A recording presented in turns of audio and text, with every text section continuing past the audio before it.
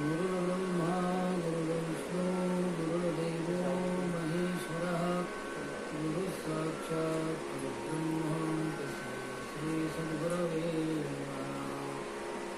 ओम नमो नारायणाय सिद्धपुरुषाय धर्मीभूत योगिराज हंसतीर्थस्वामी महाराजाय नमो देव्यै महादेव्यै शिवायै सततं नमः। नमः प्रकृत्यै भद्रायै नियताः प्रणताः स्मृताः।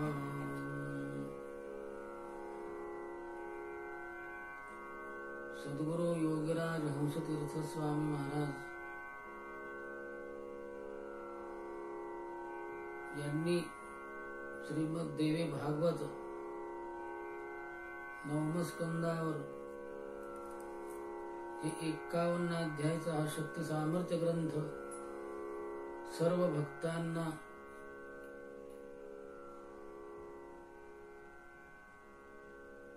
ह्या ग्रंथातून होणारा शक्ती सामर्थ्य ग्रंथाचं पठन मनन चिंतन जर झालं तर त्यापासून काय त्याला प्राप्ती होईल असं सर्व महाराजांनी त्यात जसं धर्म अर्थ काम मोक्ष जसं म्हटलंय तसंच या ग्रंथामध्ये सर्व उपासना कशा आहेत त्या उपासनेप्रमाणे आपण उपासना करू। ज्यांना भौतिक सुखाचा विषय आहे, भौतिक सुख आहे, ज्यांना परमार्थाचं पाहिजे तर परमार्थ आहे, ज्यांना अध्यात्मातून पुढची प्रगती करायची तो पण त्यात विषय प्रथम दिलेला आहे महाराजांनी। कारण कोणताही ग्रंथ असो, गद्य असो, पद्य असो, हे मनन केल्याशिवाय, पठन मनन केल्याशिवाय त्यातला मर्म भाग आपल्याला लक्षात येत नाही। आणि आज म्हणल्यासारखं खरोखर अण्णा स्वामींच्या कृपाशीर्वादाप्रमाणे सर्व भक्तांना हा योग येत आहे। ही उपरती या देवी सर्वभूतेषु बुद्धिरूपेण संस्थिता नमस्तस्यै नमस्तस्यै नमस्तस्यै नमो नमः। ही बुद्धिरूपाने भगवती ज्यांची श्रद्धा अटळ आहे, ज्यांना गुरुचा ध्यास आहे, ज्यांचं निश्चयात्मक भक्ती आहे, अशांनाच ही उपरती होऊन तो ग्रंथ वाचन आज कालमान परिस्थितीप्रमाणे वेळ काढून आपण बसतो। ही श्रद्धेशिवाय वेळ मिळत नाही, श्रद्धेशिवाय हे घडत नाही। आज जसं महाराजांनी शक्ती सामर्थ्य ग्रंथ हे जे काही ह्या ग्रंथाला बोधित केलेलं आहे, खरोखरच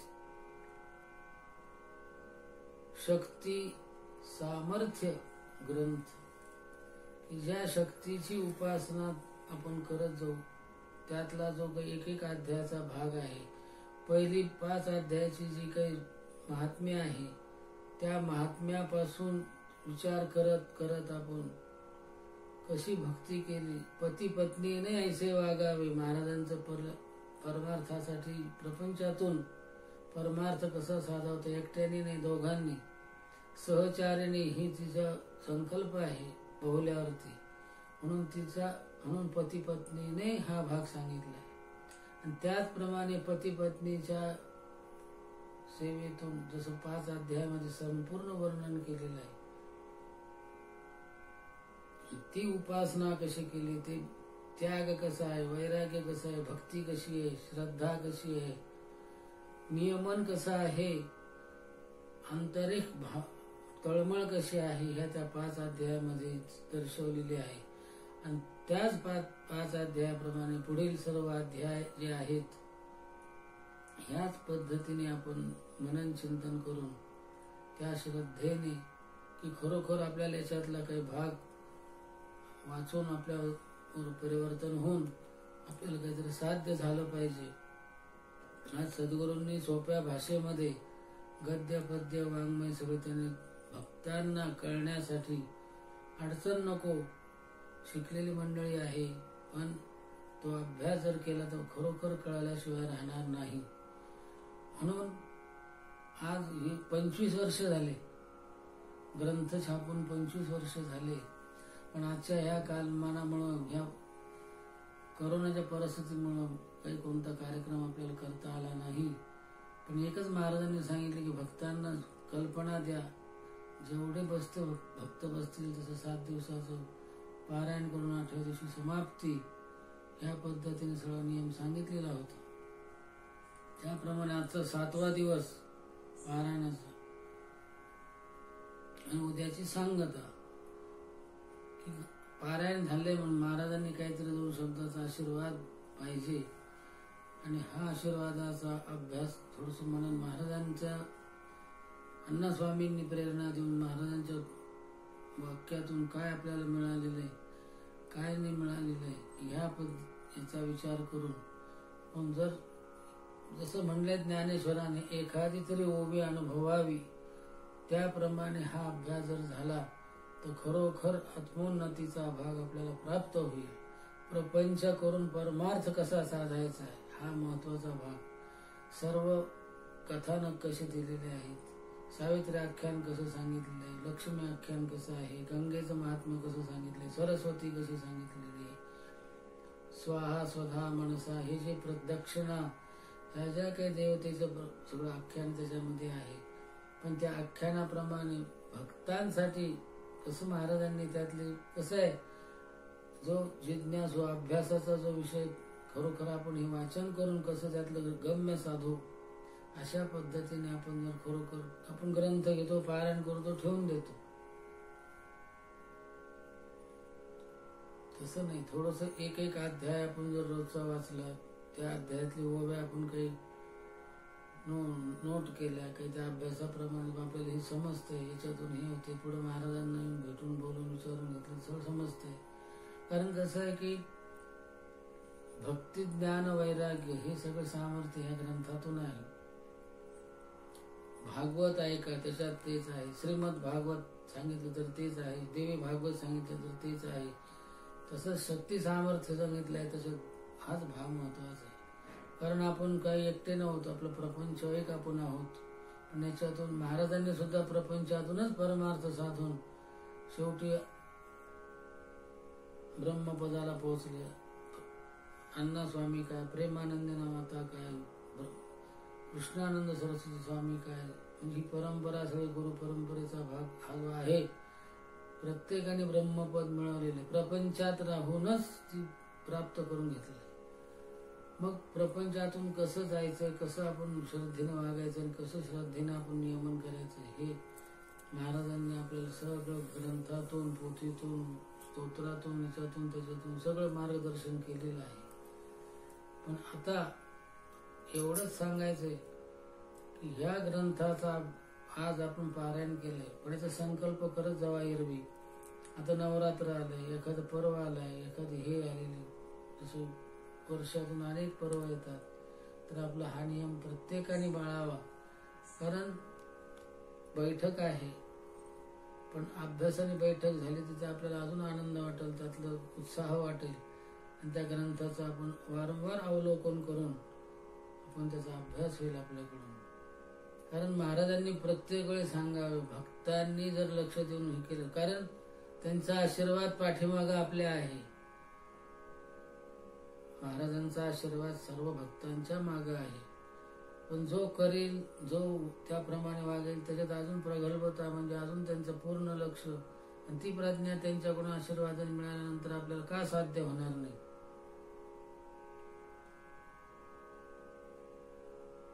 आणि महाराजांच्या कृपेने आपण काय नाही मिळवू शकू, काय नाही करू शकू, पण एकच आहे, त्यांच्या वाक्यात जर आपण चाललो, जी गुरु आज्ञा म्हटलंय, गुरु आज्ञेप्रमाणे जर आपण चाललो, तर खरोखर जीवनाचं सार्थक झाल्याशिवाय राहणार नाही.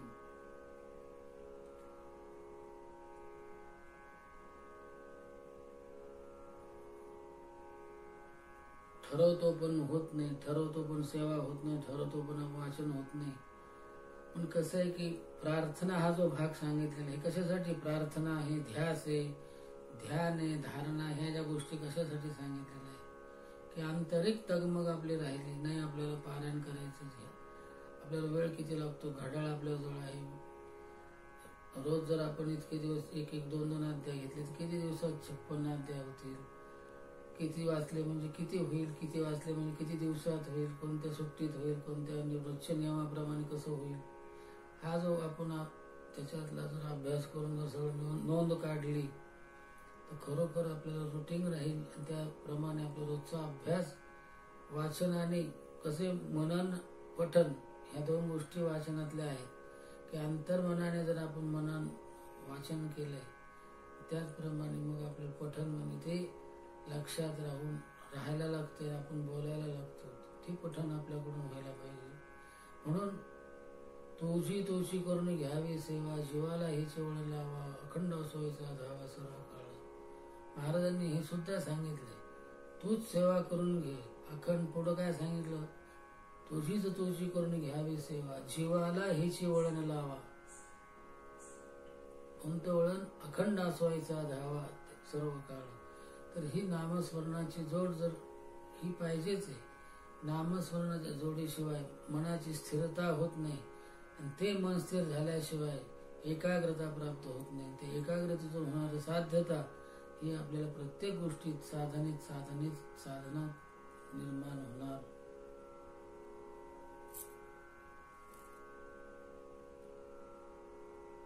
कारण हे महाराजांचं सारखं तगमगेने सांगणे भक्तांसाठी की भक्त हा उद्धरला पाहिजे. कमीत कमी 50% तरी ह्या जन्मात तरी तो तयार झाला पाहिजे. मग पुढच्या जन्मात तो कधीच वाकडं तिकडं वागणार नाही. सरळ नामचिंतनाच्या ध्यासाने तो मुक्त अवस्थेला जाईल. असं ह्या भक्तीचं सामर्थ्य आहे. पण आपल्याला स्वार्थ सुटत नाही, प्रपंच सुटत नाही, व्यवहाराप्रमाणे सगळ्या गोष्टी चालतात. आपण जप करतो, नित्यनेमाने करतो, श्रद्धेने सगळ्या गोष्टी होतात. पण असं जे काही मनाच्या स्थितीचा जो भाग राहतो, परंतु ती श्रद्धा अखंड राहिली पाहिजे. कारण महाराजांनी म्हणले, श्रद्धावान लभते फलम. श्रद्धेने वागल्यानंतर ते फल राहतच आहे. पण त्यातली त्यात निश्चयात्मक जर आपण राहिलो, सद्गुरूवरती ठाम विश्वासाने आपण जर राहिलो, तर मग काय सतत जवळीक सद्गुरूंचे आपल्याला साध्य होणार. आणि त्यांच्या आशीर्वादाने सगळं आपलं जो जसं मडकं घडवलं जाते कुंभार, तसं त्या भक्ताला सद्गुरू घडवत राहतात. तुकाराम महाराजांनी म्हणले, निश्चयाचे बळ तुका म्हणे त्याची फळ. उगच काही गोष्टी ह्या काही नुसत्या गप्पा मारायसाठी सांगितलेल्या नाहीयेत. निष्ठावंत भाव भक्तांचा स्वधर्म, जाणीचे हे वर्म तुका म्हणे. आज संतांनी सुद्धा भक्तांसाठी कसं वागा आणि कसं राहा, कसं तुम्हाला त्यातलं वर्म साधेल आणि ते गुरु सान्निध्य आपल्याला कसं जवळ करता येईल, कसं होईल, त्याला एकच आहे, आपण जर निश्चयात्मक राहिलो. जसं म्हणलंय ना,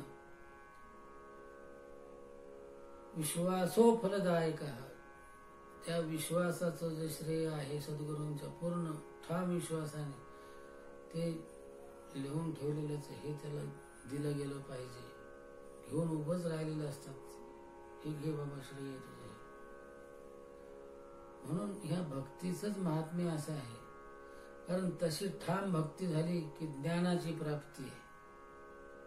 आणि ज्ञान प्राप्त झाल्यानंतर जगन्मिथ्या ब्रह्मसत्य हे वैराग्य त्या साधकाला प्राप्त होते.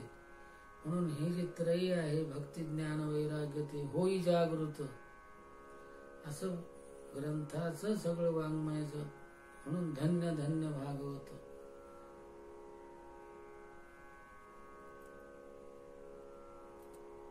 महाराजांनी किती गोष्टीतून त्यांनी आपल्याला मार्गदर्शन केलंय. भागवतातल्या ओव्या आहेत, सकाळच्या काकड्यातल्या ओव्या आहेत, पदातून सगळे शब्द सांगितलेले आहेत, सद्गुरु स्तोत्रातून म्हटलंय, योगपीठासनातून म्हटलंय. जोपर्यंत 100 पर्यंत आकडे कळत नाही तोपर्यंत 105, 101, 102, 103, 5, 10, 15, 20, 1000पर्यंत आपण कसं जाणार आहे?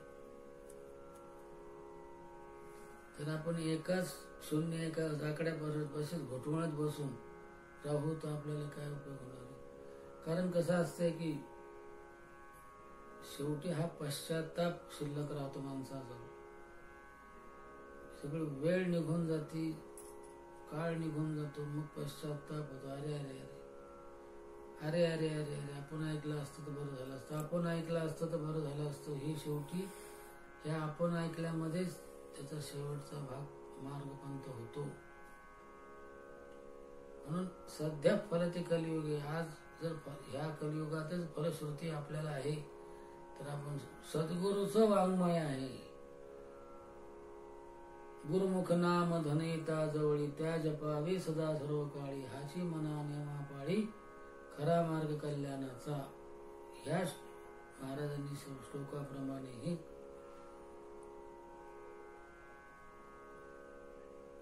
पुढे म्हणले, हंगामे नदे नाले वाहती, हंगाम सरता आटोनी जाती, तैसी नसावी भक्ती निश्चयात्मक असावी. शेवटी तिथेच महाराजांनी परत थांबलेले आहे.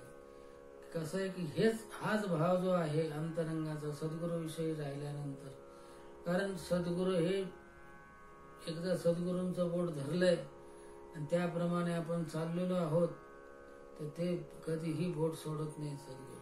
पण तसा भक्त, तशी त्याची निष्ठा, तसं त्याचा विश्वास सद्गुरूवरती, तारो अथवा मारो अन्याला शरण जाईना, सोडून तुमच्या आपदा, अशी निश्चयात्मक भक्ती श्रद्धा जर गुरुवर राहिल्यानंतर त्या भक्ताचं संरक्षण सद्गुरूंनी केल्याशिवाय राहणार नाही.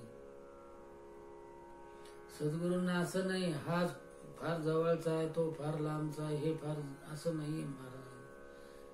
कारण समता, लीनता, दृढता हे सगळे भाव सद्गुरूंच्या जवळ असते. सगळे सांगताना सुद्धा मृदू भाषेतच महाराज बोलणार. म्हणजे अनेक अनुभूत्या महाराजांच्या आहेत, प्रसंगानुरूप कशी कशी घडलेले आहेत.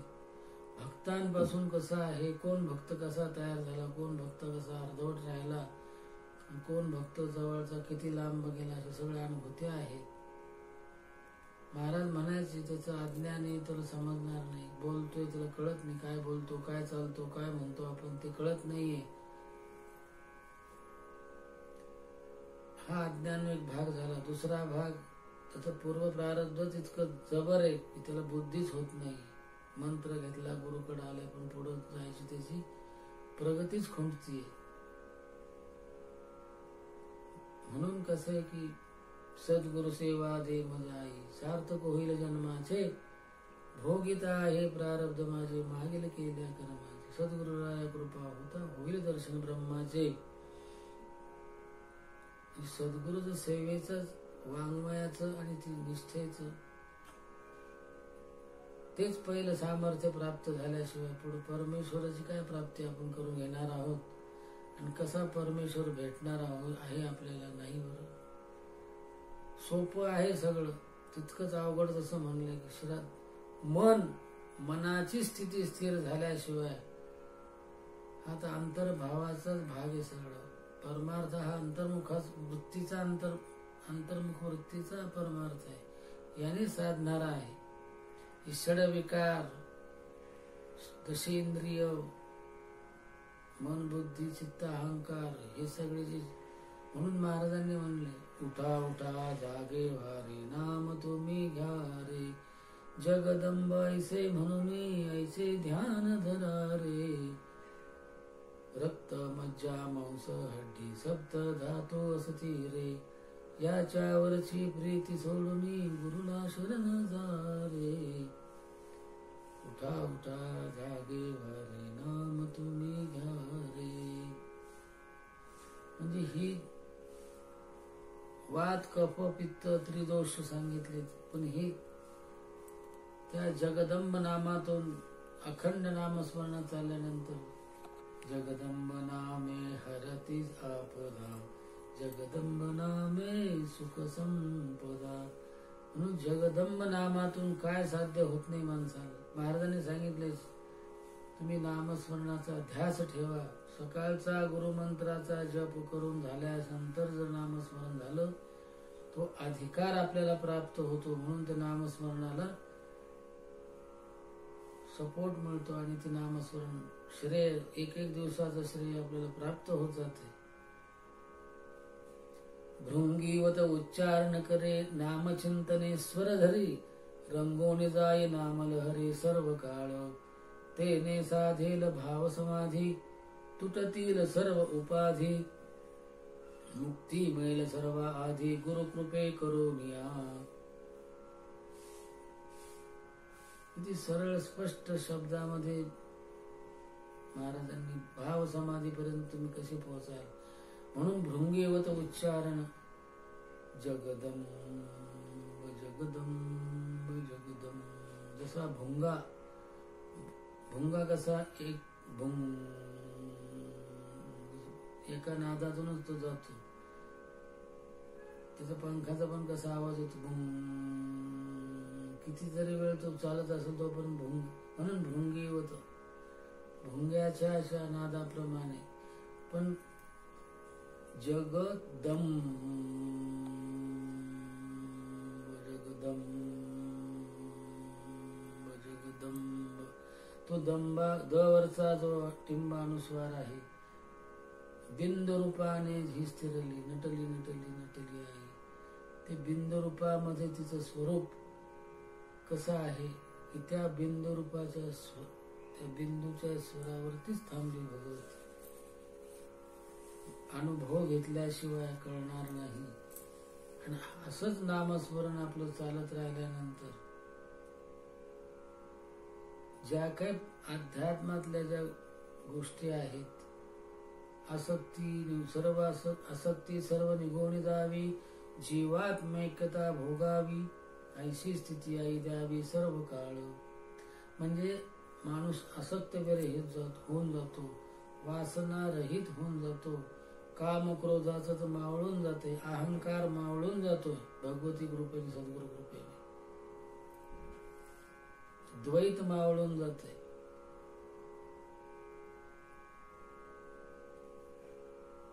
एकोहम शिवोहम सच्चिदानंद रूपोहम अहम ब्रह्मास्मि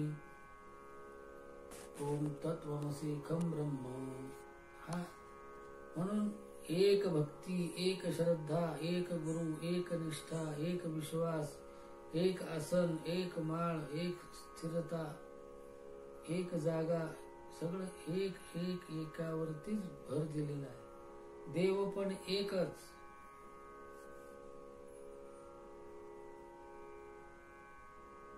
भगवंताला भगवतीला कार्यकारणाने स्वरूप घ्यावं लागले. दैत्यांचं तामसांचं हरण करण्यासाठी, भक्तांचं रक्षण करण्यासाठी त्या भगवतीला भगवंताला अवतार घेऊन एक एक दैत्यांचा, एक एक संकटाचा सगळं नाश करावा लागला.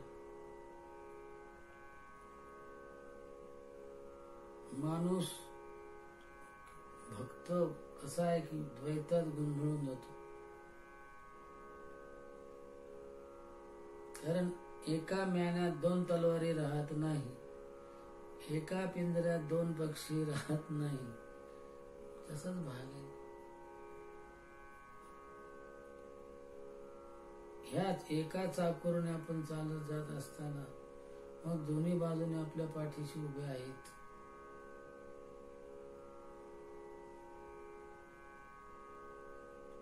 कारण आपली गुरु उपासना, आपली कुलदेवतेची उपासना, तिसरी पितरांची सेवा. हा जो त्रय भाग आहे प्रपंचामध्ये समानतेने चालल्यानंतर त्या कुटुंबामध्ये कधीही कोणत्या गोष्टीची अडचण, दुखणे, भाने, संकट परस्पर जातील निघून. अनुभवाविन मान हलवू नको, हरिभजनाविन काल घालवू नको. म्हणजे सगळं नामस्मरणाचंच ताकद मोठी आहे. ती प्राप्त झाल्याशिवाय, कारण सद्गुरूच्या मार्गदर्शनाने जात असताना आपण ते नामस्मरण कसं करावं, केव्हा करावं, किती बैठक घ्यावी, कसं करावं, याप्रमाणे आपण जर जात राहिलो तर त्यांच्याच कृपेने सगळं त्यांच्या आज्ञेतून शब्दातून चाललं म्हणजे मग कळलं ना आपल्याला. मनःपूतम समाचरे, जे मनाला वाटेल तसं करायचं. जसे आपण म्हणतो नाही शिकलं, कुठं प्राणायाम करायला शिकलं, बसलं पांगळं होऊन, आंधळं होऊन, बहिरं होऊन. प्रत्येक शिक्षणाच्या भागामध्ये गुरु हा सांगितलेला आहे. म्हणून सद्गुरूंच्या आज्ञेत चालल्यानंतर त्या भक्ताला कोणत्याही गोष्टीची अडचण येणारी नाही. आज आपण ह्या कलियुगामध्येच अनुभवतोय सगळं. अण्णा स्वामी सुद्धा कलियुगातच सगळं भक्तांना मार्गदर्शन करून शेवटी ब्रह्मपदाला गेले. बरं असं नाही, पुढे परत परंपरा चालू ठेवली त्यांनी की महाराजांपुरतंच होतं, पुढं काही नाही असा भाग पण नाही. आज त्यांच्याच आशीर्वादाने पुढची परंपरा आनंदात सगळं कार्य चालू आहे. प्रत्येक भक्तांना मार्गदर्शन चालू आहे. प्रत्येक भक्तांच्या अडीअडचणीचं मार्गदर्शन चालू आहे. म्हणून आजचा हा जो 7 दिवसाचा जो शक्ती सामर्थ्य ग्रंथ पारायणाचा आपण सर्व भक्तांनी अगदी श्रद्धेने अंतःकरणापासून, कारण बैठक म्हणली की त्याग असतो, त्यागाशिवाय बैठक होणार नाही, ती पण पारमार्थिक बैठक. ह्या पद्धतीने आपण सर्वांनी पारायण केलेत. ह्या पारायणाचं श्रेय प्रत्येकाला ह्या प्राप्त होणारच, यात प्रश्नच नाही. कारण सद्गुरूंनी हे वाङ्मय तयार केलेले, त्याचं पारायण आपण केलेलं आहे. म्हणून महाराजांना तर आनंदच आहे. आपल्या भक्तांनीही पारायण केले मोठा आनंदात. कारण प्रसन्न झाल्यानंतर न माग आमच्यावर आशीर्वाद राहू दे, काही मागायचं काम नाही, आपोआप आशीर्वाद आपल्या मागे प्राप्त होतोय. म्हणून अशीच सेवा आणि असंच श्रद्धा आणि असाच नियम, जसं काही आता या कोरोनाने अशा गोष्टीला खूप साधन ह्यावेळेस दिलंय की जप झाले, पारायण झाले, हे झालं, ते झालं, ते झालं, नित्य उपासनेचे नियम झाले, कटाक्षाने सर्वांचं होत आहे. कारण देव तारी त्याला कोण मारे म्हणल्यासारखं की त्या सद्गुरूंनी दिलेल्या मार्गाप्रमाणे आपण उपासना चाललेली आहे. एखाद्याचा योग असेल तिथपर्यंत जाईल, डावापर्यंत परत माग येईल. तशा पद्धतीने पण कोणालाही केसाला त्रास नाही. आज 5-6 महिने झाले वातावरण चाललंय, अजून चालूच आहे. सर्व भक्तांना हेच सांगणं आहे की आपली नित्य उपासना चालू ठेवा, कोरोनासाठी सांगितलेली सेवा चालू ठेवा, म्हणजे काहीही कोणालाही कोणत्या गोष्टीचा त्रास होणार नाही. आणि प्रपंचात राहत असताना